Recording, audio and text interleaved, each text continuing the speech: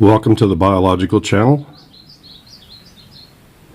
This episode was prompted by my newest subscriber because I can tell he has interest in religious practices. Not Judeo-Christian, but for those of you who've ever wondered, is there science behind religious practices? Yes, there is. And actually, please forgive me, the barometric pressure is dropping. My eyes are gummy. I have excellent outflow because I actually follow my own scientific, advice. No NSAIDs, no garlic, none of that stuff. I really don't need cannabis on a daily basis anymore for my glaucoma because I'm able to make my own. So let's begin. I've already almost wasted a minute on just the intro. There is a science behind religious practices, and forgive me, I'm not at my best today. First, this applies to almost every religion out there. Let me remind you that in the preaxial period, which I guess I have to explain that, don't I?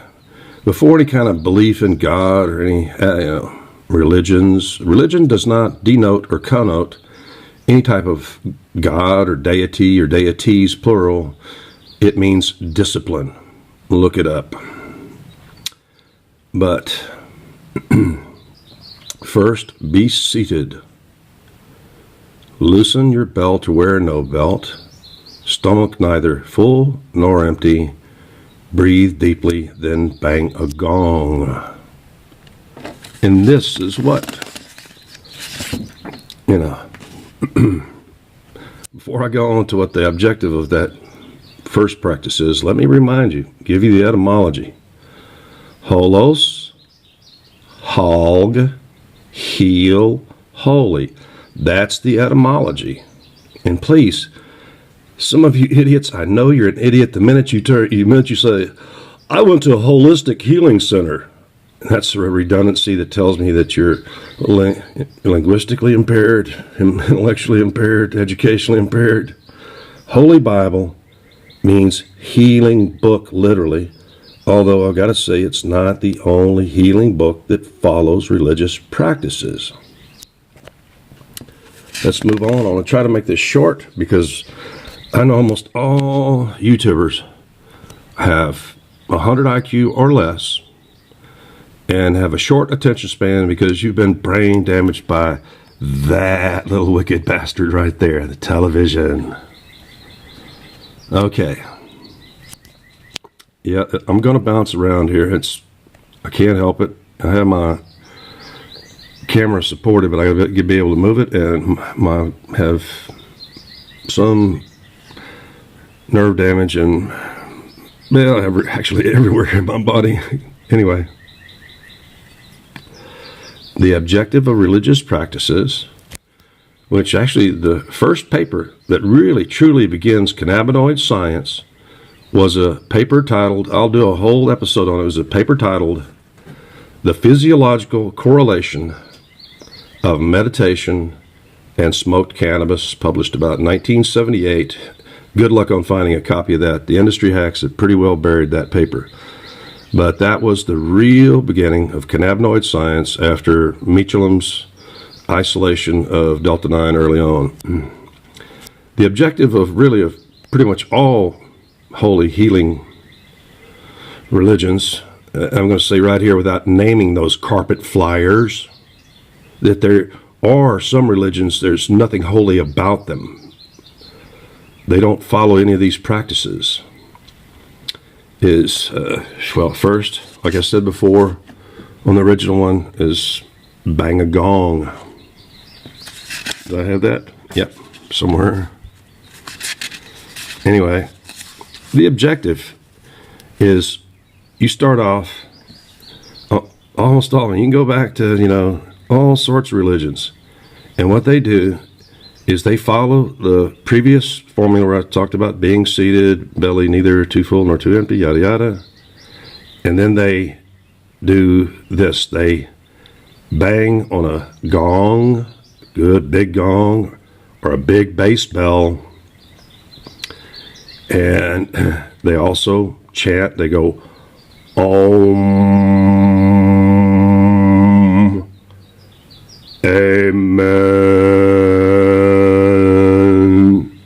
This disrupts beta wave, the waveform of work and worry and coming to a point and always staying focused and so on. That's the whole objective of religious practices. Zazen, all sorts of, even Jewish and Christian. And there's where I'm going to get into some problems over here later about what you should do. Because the objective of religious practices is arachidonyl ethanolamide synthesis. Your molecule that cures cancer, modulates every neurochemical in your brain, regulates and protects every cell in the body. This is the objective of prayer, meditation, contemplation of the divine. Please, I've given this lecture tens of thousands of times since 1980. This is getting old to me.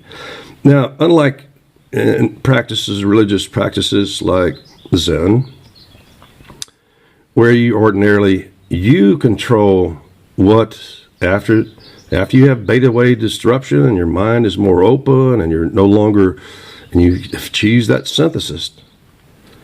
It's typical, practitioners of meditation, I used to be a bonsai master, had a huge collection before I got ill from antiprostanoids, the aspirin-like drugs. This was one of the major triggers, plus a life of just really, most of you couldn't have survived my life. A lot of trauma. But they'll look at a bonsai, I used to be a master bonsai, or they look at a rock, and see, you're controlling that. Nothing's happening. You need to be still. You need to be alone. This is what I've used to do in my lectures, is that when you follow kind of the basic formula, if you have a TV in front of you, because that's what you do, is you usually look at an object, a rock or a little bonsai tree about 10, 12 feet away. And you've got control of that. But when you're in this neurological state, if you have a TV in front of you, you're being brainwashed, dumbed down, made docile. TVs don't make you violent. They make you docile sheep.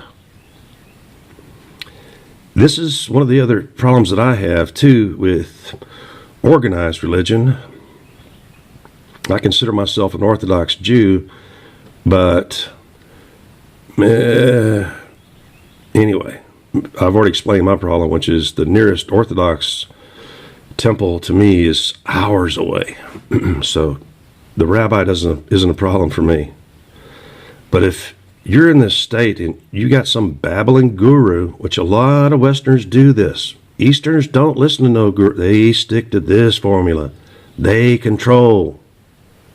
Because they understand the formula. But if you're listening to a rabbi or to a preacher, you're still engaging in brainwashing. That's an absolute no, freaking no, never. Go ahead. Do this before or after the preacher. Listen to the preacher, but be in the beta wave state. So you can tell whether let's say you're a Christian. Be in the beta wave state so you can catch the preacher when he violates the lethal commandment not to add to nor take away from the word of God. They do it all the time. They're power-hungry weirdos. They do it constantly. For this to really happen, for you to achieve AEA synthesis, you have to follow the formula that I've told you, and you must really be alone. Disturbance is not allowed. And please, let me remind you one more time, I'm able to function today without cannabis because I understand the chemistry, I understand all this holy healing practices, and I follow my own preachments. A lot of you people out there, you claim to be like health experts, and yet you're the unhealthiest, lying, cheating people I can. And you just. Let's try to conclude because I'm already going over 10 minutes. I'm going to conclude with this. Number one, before religious practices, before you can recover that objective of achieving AEA synthesis, arachidonyl ethanolamide synthesis, in order for your metabolism to recover, you must, for a decade or more, completely 100% abstain from garlic, which is an aspirin-like drug, all aspirin-like drugs. Got it? If you don't follow this, this is useless. And for all you retards out there, it's not omega-3. In scientific papers, you'll see this. This is omega-6. Grapeseed oil, chicken skin, two of the best sources I know of. I'll lay out the whole formula before. But for all you people that are still hung up on omega-3 or whatever and haven't known for it's now 28 years, we've known that it's omega-6. Been telling the industry for 23 years, no, they have a vested interest in selling you the omega-3, which is not anywhere near as important as omega-6. When you see this in a scientific paper, they mean omega-6. This is a notation. These are carbon atoms. And, of course, that's division. Okay? That's actually omega-6. Okay. 12 minutes, 15 seconds. So to answer the question, is there science behind religious practice? Yes. And it can cure you from cancer, provided you're smart enough now, today, to get your shit straight and stop eating garlic, the number 2 food additive. That's hard to do, really hard to do, buddy. And no more aspirin-like drugs. Matter of fact, even eating, I've read one paper that supports eating some of these organic, stressed out plants that have had too much wind and too much damage can produce the salicylates that are aspirin. Okay, 13 minutes, the magical 13th letter, M for marijuana, I'm done. Stick a fork in me.